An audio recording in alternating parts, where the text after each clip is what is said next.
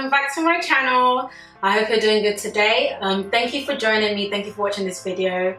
So today is the last installment of the mini series I've been doing called Diaries of a Dark-Skinned Girl. Firstly, if you haven't watched the first two videos, stop right there, rewind, and go and have a look at the first two videos. So the first video was called I Hate My Skin. The second video was called Bleaching. And this third video is about the depression that I faced, the suicide attempt that I made, and ultimately how I managed to overcome everything that I was going through. So let's get started.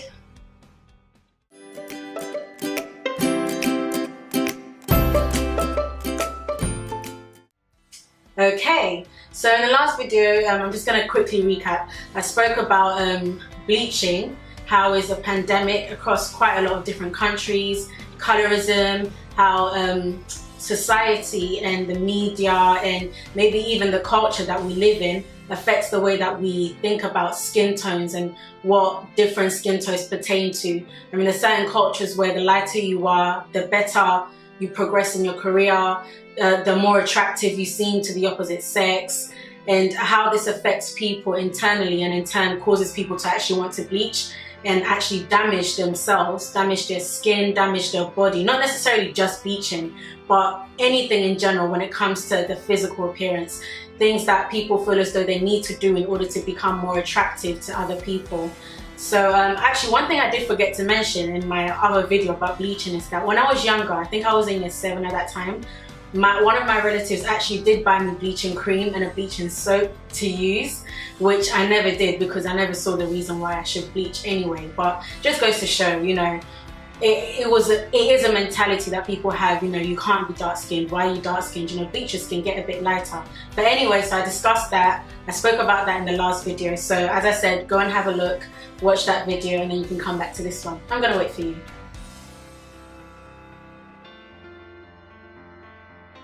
Okay, I'm gonna trust and believe that you went to watch the last two videos. So let's get started with this one anyway. So as I discussed in the first two videos, I went through some bullying, you know, thoughts that I had about myself inside, things that people said about me as well that affected the way that I saw myself. I had really low self-esteem. I had virtually no self-confidence whatsoever. I hated my appearance. I hated who I was. I didn't really know who I was. I hated life. I couldn't really see me living past the age of 18. I just hated having to wake up every morning. I just hated it. I hated my life. I completely hated my life. And I remember my mom, she really tried to help me. Like she would, you know, she would tell me, no, but you're beautiful. You don't see how gorgeous you are. She would take verses from the Bible and so write it on a piece of paper, on an A4 piece of paper for me to put in my room, for me to read every day. Still didn't help. I think she tried to get people to speak to me as well. Still didn't help. I'll never forget, embarrassing story. I'll never forget once I asked one of my friends, so what do you think of me? Do you think I'm ugly? Do you think I'm pretty? And I remember her response. She was like, oh well, you're average. That really didn't help. I remember that day I was sitting on the floor and I think I messaged her, I sent her a text and I said, oh gosh, I started crying. I was like, well, even she thinks I'm ugly, even my friend thinks I'm ugly. So that didn't really help, but that wasn't her fault. That was just her opinion. But anyway, so yeah, I had a lot of things going on inside of me, and my mom really did try, and I honestly couldn't see the way out of the prison of thoughts that I had about myself inside. I really hated life, like I really did. Some of the things that I also went through that was contributing to the way that I felt is that I was also abused when I was younger. So I had a really bad conception of men. I was really afraid of men at one point, to the extent that if they were walking down the street towards me, I literally had to cross. I couldn't be friends. I couldn't talk to any guys because I was really afraid of them. What else did I go through? Yeah, quite a few different things. So I remember when I was in year 7, I thought my mum didn't love me. I thought I was adopted. I mean, honestly, if you see my mom, you're gonna think I'm crazy because I look exactly like her. But I really thought I was adopted. I thought she didn't love me. I thought my dad didn't love me. I thought, you know, outside people don't like me, people bully me, people hate me, people call me ugly, people disrespect me, you know. And then at home, I don't feel loved. I don't think that anyone loves me. I don't think I'm, you know, I'm actually my mom's child. So all these things were festering in my mind, and I just hated myself. Then I thought that, you know, God created certain people to be happy in life and certain people to suffer, and I was definitely one of those that was created to suffer because everything about my life was just horrible and terrible. Bear in mind, I was quite good at academics, so academically I was quite good, but it was all these things inside of myself. And I remember in school, I never used to go outside during playtime whilst everyone else was outside, but I would sit inside and just watch them, and just the question in my mind all the time was, how are they happy? What's making them happy? I remember thinking that all the time, like, what's making them happy? Because I'll see smiles on their face and running around, you know, having fun. But inside of myself, I had this huge burden all the time. I felt really, really, really down and just oppressed all the time. And yeah, so when I was in year 7, I'll never forget this day. I really have had, I had enough. And there were thoughts in my mind of just getting rid of myself. Actually, there was 2 attempts that I tried. I just remember the other one now. The first one was the first one was in when I lived in Brixton, and I was in year 7 at that time. And as I said, there were so many thoughts in my mind. You know, no one loves you, no one cares about you, no one's gonna miss you when you go. Just kill yourself, just get rid of yourself, just end life because no one wants you anyway. Look outside, no one loves you. Inside, you don't feel loved. All of these thoughts were flowing through my mind. So there was a day where, you know, in a wardrobe you have the rail that you hang the hangers on. So I got cloth. I was quite short at the time. I got a stool, stood on the stool, wrapped the cloth around the rail, wrapped it around my neck, and I was getting ready to kick the stool off from underneath my feet so I can hang myself, when the thought of my grandma came into my mind. And at that time, she was the only one that I really, really felt really loved me, and whenever she spoke to me, I just felt the love coming from her. So she came into my mind, and I just thought to myself, how will she respond if I was to die? And I thank God for that thought in my mind, because if that hadn't come into my mind, I most definitely would have killed myself. So because of that, I didn't. I forgot about that. So life carried on. I still felt the same way, nothing really changed. And then we moved to Tooting. This is all in London, by the way. So we moved to Tooting, and I still felt the same way. I remember, oh gosh, I used to listen to depressing songs all the time. You know those sad R&B songs? I used to listen to them all the time, and especially when I was going to sleep. So that would be like the thing to make me fall asleep. So I'm already feeling depressed, and I'm listening to depressing songs to fall asleep. So you can imagine, you know, how I would go to sleep. So anyway, so yeah, I used to listen to those all the time, and I remember, again, I had enough, and I was just thinking, I can't take this anymore. I wrote a note for my family, and I wanted to take loads of pills and like bleach to kill myself, but I wasn't brave enough. So that time I didn't do anything. I wasn't brave enough, so I left that.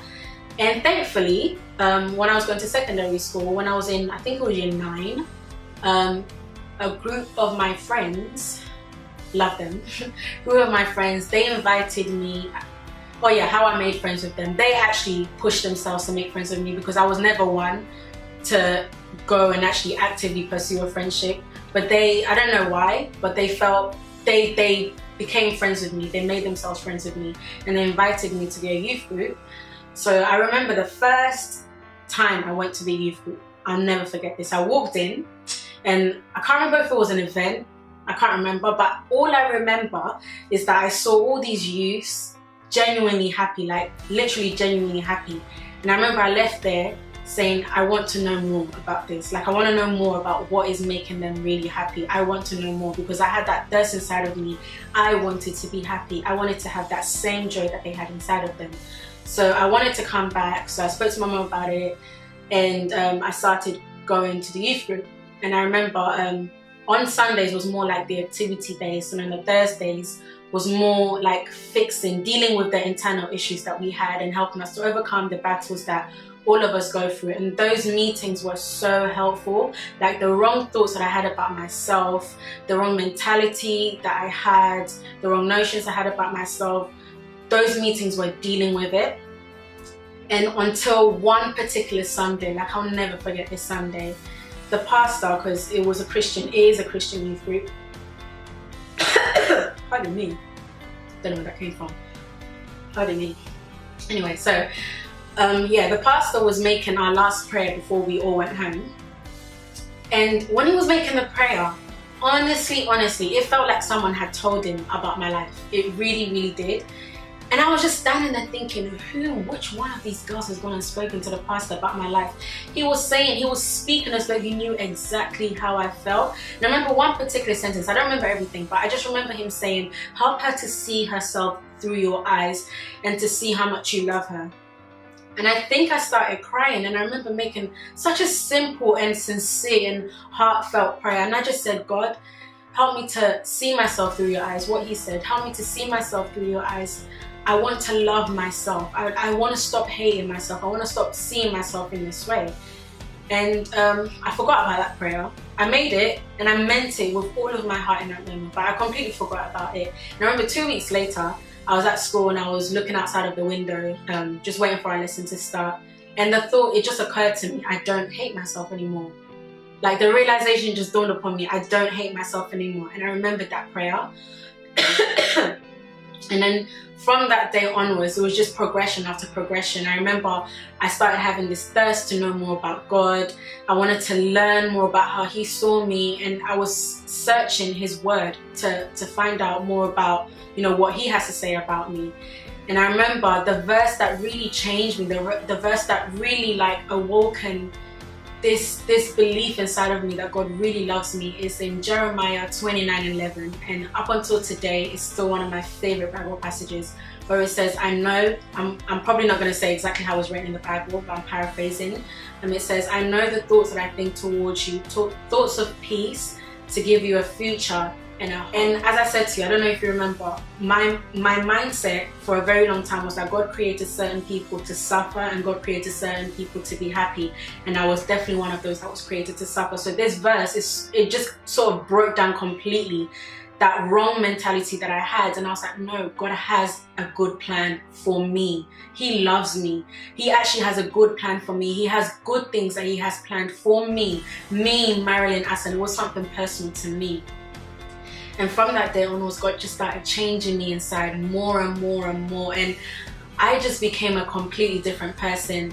The way that I saw myself changed. I began to love myself. I began to see myself through God's eyes, and ultimately the way that I dressed also changed. I remember I think it was 2 years later or so, people that remember how I used to dress were so surprised. When they saw me, they couldn't believe it because I had changed so much.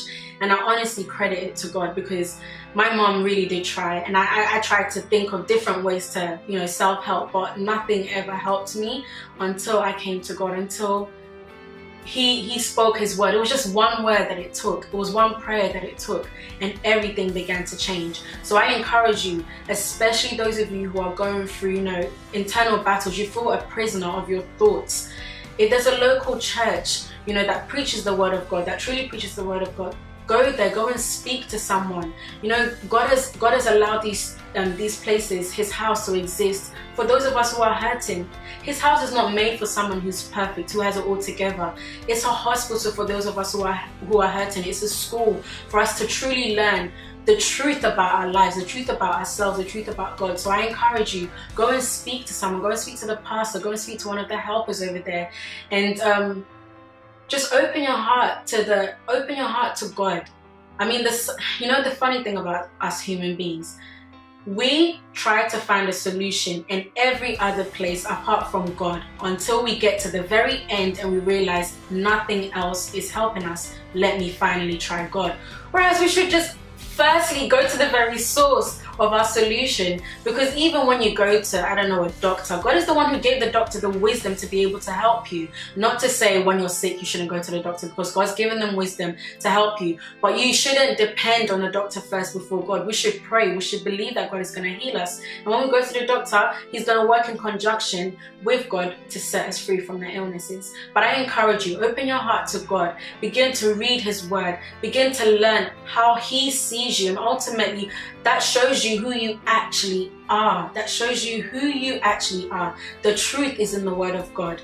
That's who we actually are, and the truth truly set me free. And today, I'm pretty sure you can tell, I'm completely different. I love who I am. I'm quite an excitable person. I love life. I am looking forward to life. As I said, I could not see past the age of 18. I literally could not see. But today, I have so many plans. I mean, God keeps showing me so many different ideas, so many things that I can do with this life that He's given to me, not just to progress my own personal life, but above all, for everything that He's shown me to help so many other people, so many other girls. And I have a passion to help people. I have a passion to share what God has done inside of me with everyone else. So it's to show everyone else that, what's the word? Like, there is a solution. There is a solution. It's not the end.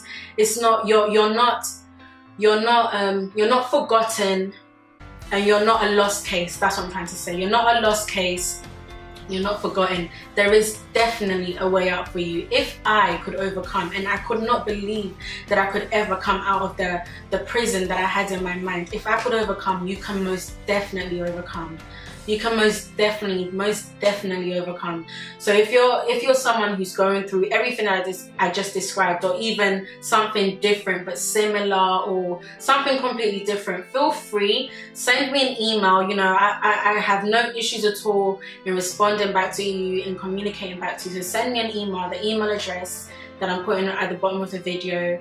And feel free to subscribe to my video, because I'm going to be sharing so much more, so many more things that we, particularly as females, we go through, that's going to help each and every single one of us to develop. So subscribe to my channel to watch more videos. And as I said, if you have any questions, comment down below, email me. I have absolutely no issue responding back to you. And I'll come up with another video next week, Monday. I hope you enjoyed this series. I hope it helped you. And I'm watching the time, because I know I've spoken for far too long this time round. But ultimately, what I came to realize, what I came to learn, is that I am good enough. I am good enough just the way I am.